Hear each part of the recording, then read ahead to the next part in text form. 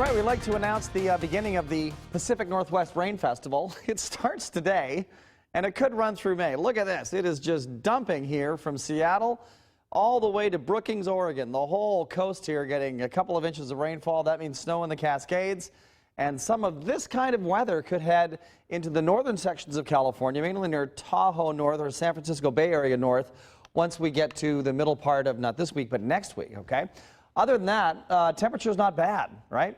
80s across the board. That is average for this time of year. 68 Tehachapi at the lake at 79 and 87 in Ridgecrest.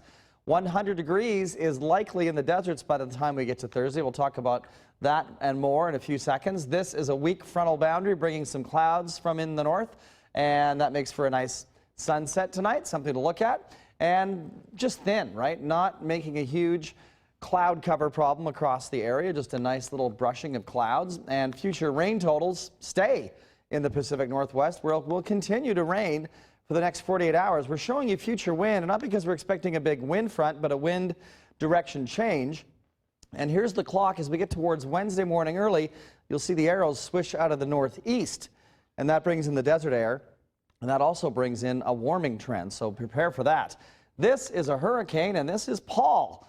Pretty potent storm out here, and it's moving and becoming a Category 3 by tomorrow, brushing Baja and then kind of fading and becomes a low off the Southern California coastline, or close to it, by the time we get to Thursday.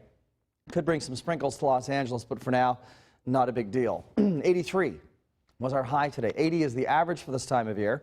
And other numbers were warm, right? 86 up in Sacramento. That's incredible. 72 in San Francisco.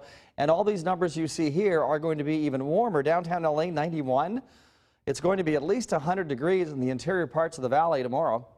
And many spots will be even hotter than that on Thursday. So this is a very weird thing to happen in October. So we've got temperatures today, highs, area-wide were warm. Look at Paso Robles. Very warm, and San Luis Obispo unbelievably got to 91. That's amazing. We're now at 80, winds are northwest at 9, so it's a nice night.